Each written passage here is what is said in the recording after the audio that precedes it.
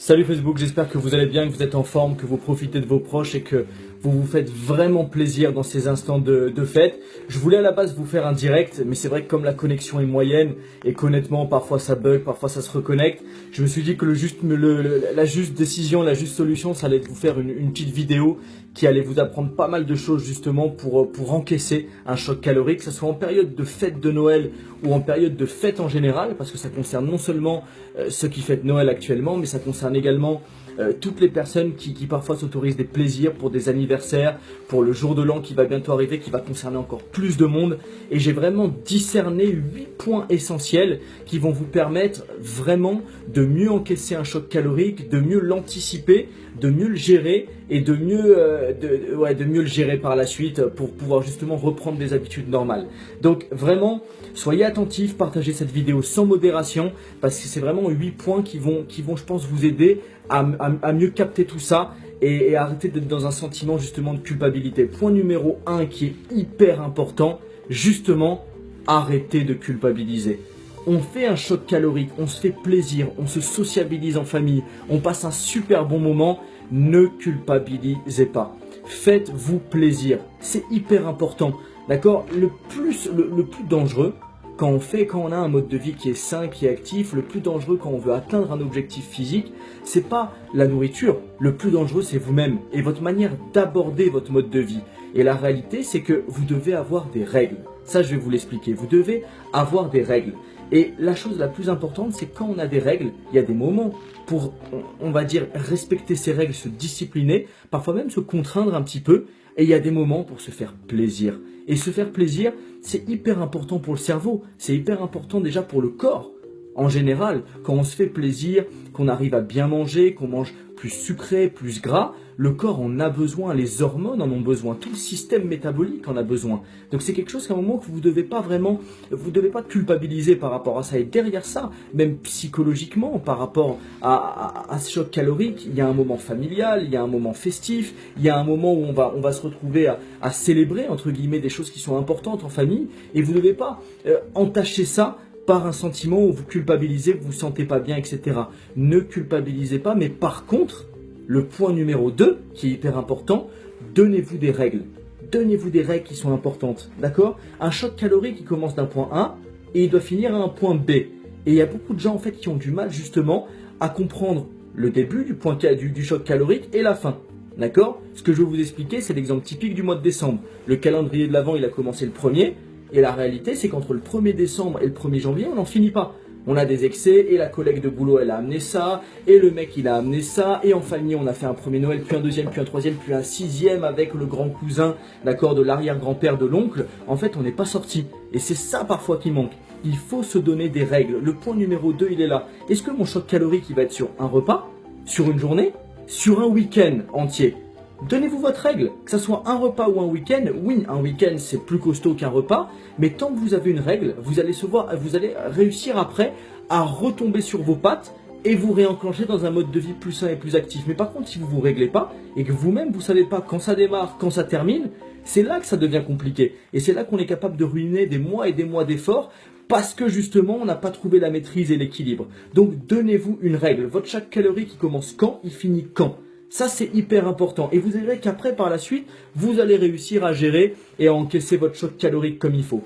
Troisième règle qui est important, d'accord? Troisième règle, là, je vais rentrer plus dans l'aspect technique. Quand vous sortez d'un repas calorique ou vous sortez d'un week-end où vous avez mangé vraiment à outrance des choses que vous savez qui sont très sucrées, très grasses et que vous avez augmenté vraiment les calories dans le corps et quelques petites calories vides en passant, ce qui est important, c'est de terminer le repas par un bon verre d'aloe pour apaiser les voies digestives, pour nettoyer les voies digestives et pour avoir une meilleure digestion par la suite. Utilisez l'aloe. Et c'est là-dessus que Herbalife peut rentrer en jeu. L'aloe vera, c'est une gamme extrêmement prolifique pour bien s'hydrater, mais pour apaiser les parois digestives. Le lendemain, vous avez fait une journée où vous avez bien mangé le midi, bien mangé le soir. Le lendemain, vous vous réveillez, nettoyez vos parois digestives avec un bon verre d'aloe pur ou dilué avec de l'eau. Et je vous assure que ça va vous faire un bien fou. Ça va vous permettre de nettoyer les toxines et de vraiment réenclencher et de mieux assimiler après certains nutriments. On appelle ça avoir plus de phytonutriments dans le corps. Et ça, c'est une troisième règle qui est essentielle. Vous avez de l'aloe vera, d'accord? Prenez-la tout de suite après le repas, prenez-la le lendemain, d'accord? Après un week-end festif. Si vous n'en avez pas, franchement, demandez à votre coach parce que la réalité, c'est que ça marche très très bien pour apaiser et pour nettoyer les parois digestives. Quatrième notion importante, hydratez-vous.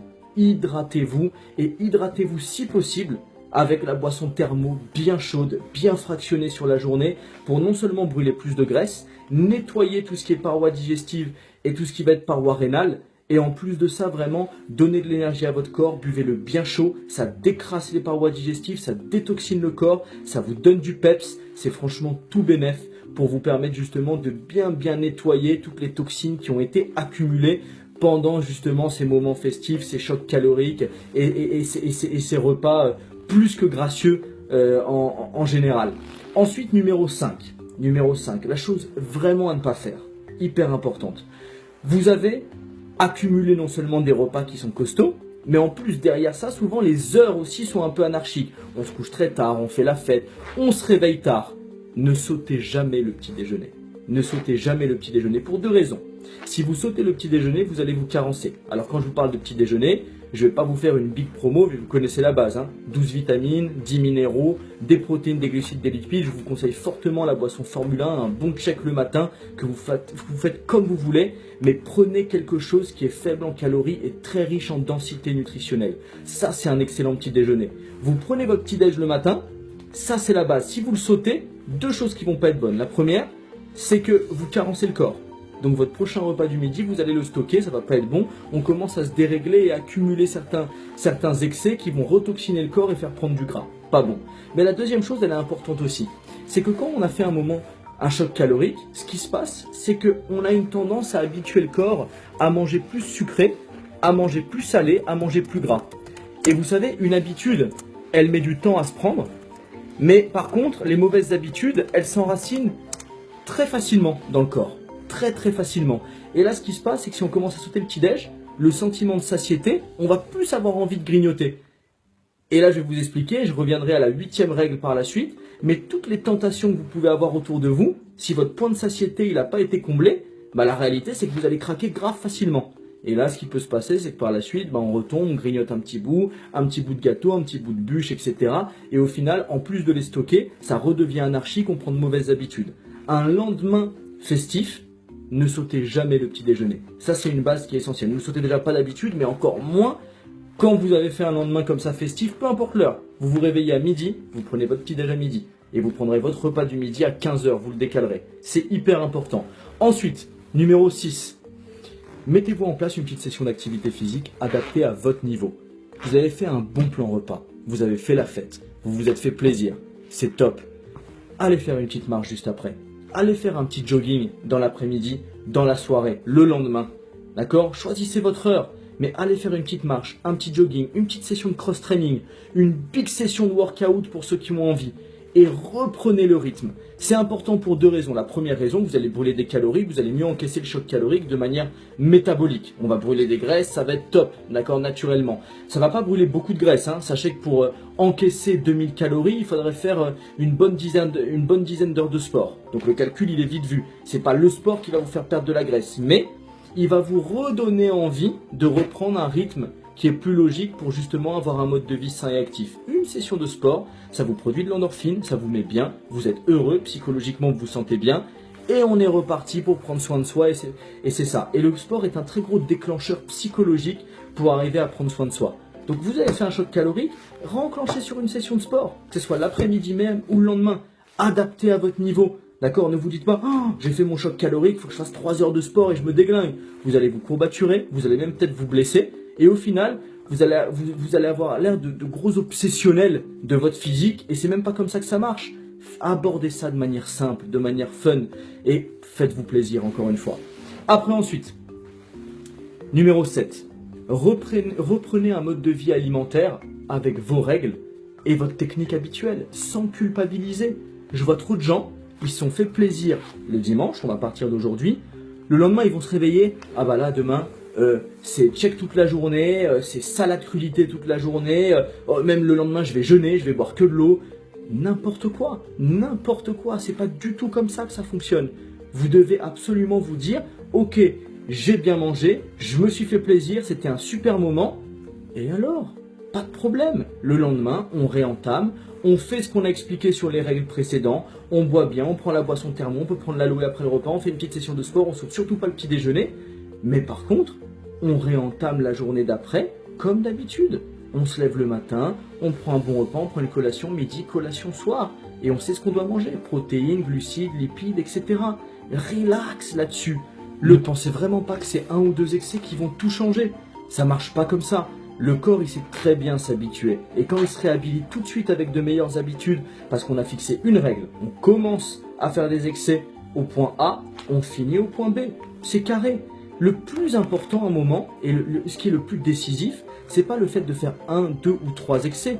Le plus excessif, c'est quand on perd la maîtrise. Et qu'au final, on se rend compte qu'on n'est plus capable et on fait un excès à droite, à gauche, on pense s'arrêter mais on reprend, on est tenté, on se fait inviter, on recommence. Et en fait, ça se finit jamais. Il faut mieux faire 2-3 gros excès que plein de petits excès à droite, à gauche pendant un mois. Ça n'a pas de sens. Donc à un moment, déculpabilisez-vous. Ne partez pas du principe que demain, vous allez vous mettre à la diète totale. Ça fonctionne pas comme ça. Il faut être simple et fun. Pensez qu'un mode de vie sain et actif, c'est pour une vie. D'accord? Le fait que nous, on coach les personnes, qu'on les conseille, qu'on leur mette en place une nutrition Herbalife, qu'on leur apprenne à bien manger et qu'on les soutienne, c'est pendant un laps de temps, à un moment où on va devoir les aider, où c'est important, où on leur apprend des techniques qui sont essentielles pour être au top. Mais un mode de vie sain et actif, c'est pour la vie. Et vous devez comprendre qu'à un moment, vous mettre à la diète, c'est vous frustrer. Et vous frustrer, c'est le fait de penser que prendre soin de soi en mangeant bien, c'est quelque chose d'éphémère. Et c'est quelque chose que vous n'êtes pas capable de faire sur le long terme. N'importe quoi. On est capable de manger bien et de se faire plaisir en même temps, toute sa vie, tout au long de sa vie, pour se sentir au top physiquement et mentalement. Numéro 8, important. Débarrassez-vous, dans vos cuisines, de toutes les tentations.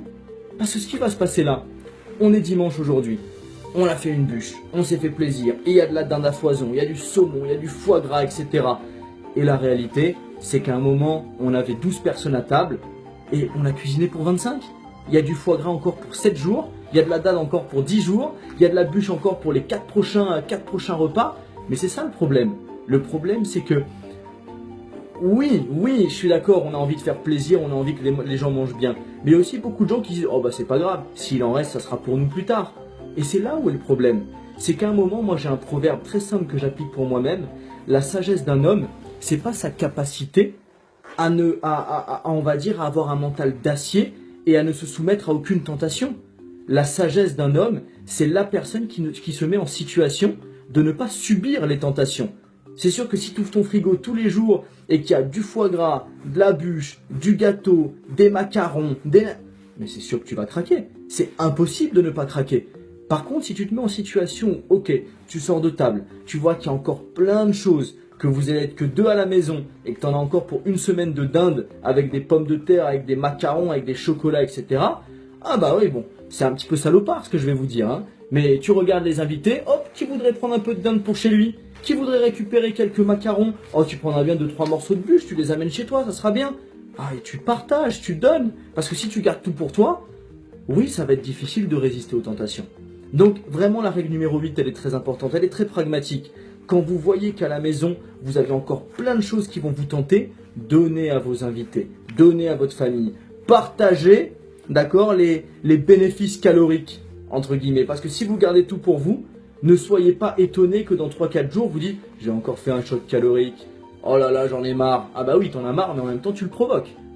Ok là-dessus? Donc ça, c'est les 8 règles qui sont essentielles. Les 8 règles essentielles. Votre petit déjeuner de base, l'aloe, le thermo. Reprenez des bonnes habitudes sans culpabiliser. Faites-vous plaisir. Ne vous décrédibilisez pas et ne gâchez pas des mois d'efforts parce que pendant une semaine, vous n'avez pas su vous gérer. Planifiez vos chocs caloriques. Faites-vous plaisir et faites-vous plaisir à fond quand vous le faites. Mais quand vous ne le faites pas, soyez sérieux, soyez carré, soyez à la fois simple dans votre nutrition et à la fois logique. Et vous allez voir que tout va aller bien.